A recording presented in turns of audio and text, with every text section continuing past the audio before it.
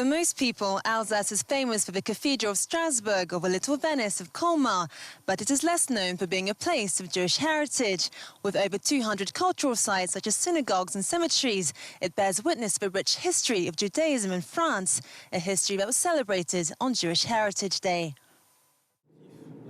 Delving into the past to uncover the history of Judaism in France. Around 5,000 visitors flocked to several towns in the eastern region of Alsace to mark Jewish Heritage Day.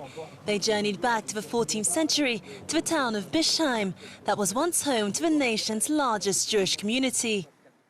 Les Juifs qui sont chassés des villes à cette époque et qui vont chercher dans les faubourgs. It was when Jews were evicted from towns and tried to establish themselves in the surrounding areas. It's what happened in Horbourg-Wihr in Colmar, Rixheim in Mulhouse and Bischheim in Strasbourg. Jews weren't allowed to live in the city of Strasbourg before the revolution, basically before 1791. Avant la Révolution, c'est-à-dire avant 1791.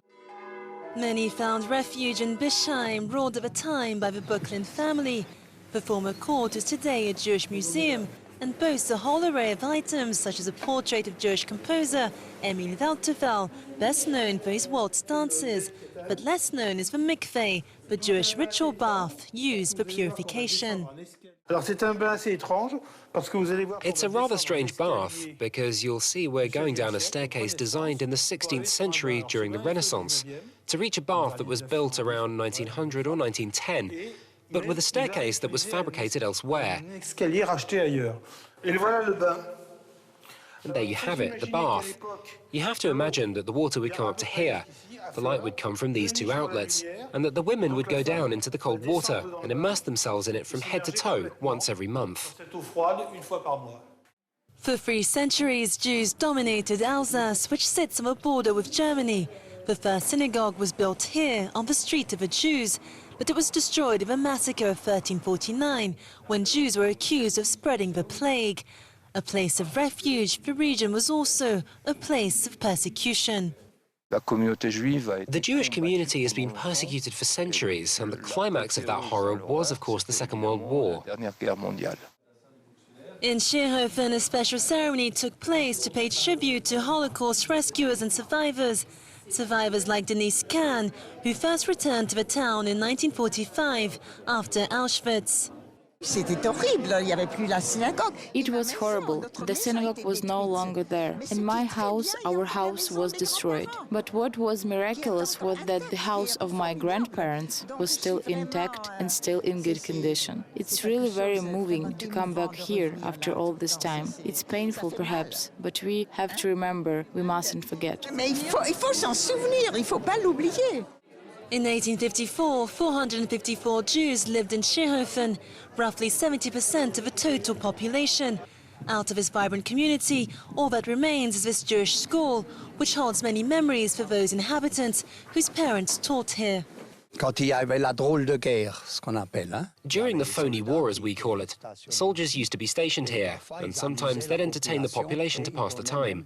They'd even put on theatre performances here in the school. There were some who dressed up as girls, and others, well, they treated us kids to a right old show.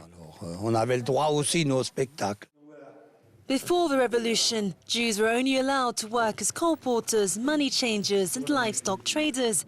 But in 1791, France granted them equal rights before any other European country, an honor that many have not forgotten. Tombstones with an eye in the triangle. They could be Freemasons, except there were no Jewish Freemasons at the time. What's more, these graves are for women, and in the 19th century there were no female Freemasons. It symbolizes Jews' love for the Republic. France emancipated its Jewish population, and this is the sign for the Universal Declaration of Human Rights. At its peak, the Jewish community numbered 35,000 people. 1/4 of them, however, were killed during the Holocaust, and many of their properties were destroyed. Rebuilding the population's monuments has been the aim of local volunteers. We felt that we had to have a witness to the history of our town, and on that basis the synagogue was restored. And when I retired, I decided to devote some of my time to organizing visits to the synagogue. Visitors come from all over the world to see it. Meanwhile, at Ingwiller, visitors were presented with a newly restored synagogue, which was built on the foundations of a castle of Count Lichtenberg in 1822. If today the synagogue is no longer in service, for locals it still needs to be preserved. D'abord, le bâtiment le mérite, c'est un ancien château. First of all, the building deserves it. It has nothing to do with religion. It's a monument which is part of our heritage. You won't find a synagogue like this anywhere else. It's an ancient castle, for God's sake. Donc, il ne faut pas laisser ces bâtiments se... You can't let buildings like this crumble.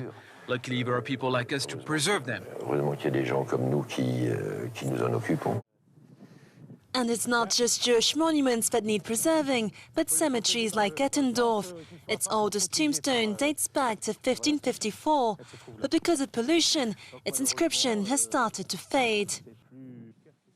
Replanting the tombstones will protect them longer, but the project lacks financing. For local volunteers like Patrick and for the many others throughout Alsace, Jewish Heritage Day is not just a celebration, but a call of duty to keep the region's cultural sites and their history alive. At its peak, Alsace was home to up to 35,000 Jews who were attracted to the region for its economic development. Today, there are no more than 12,000 Jews left, but if their numbers have declined, their memory hasn't, and remains enshrined in the region's rich cultural heritage. I'm Christina Okello for JN1 in Strasbourg.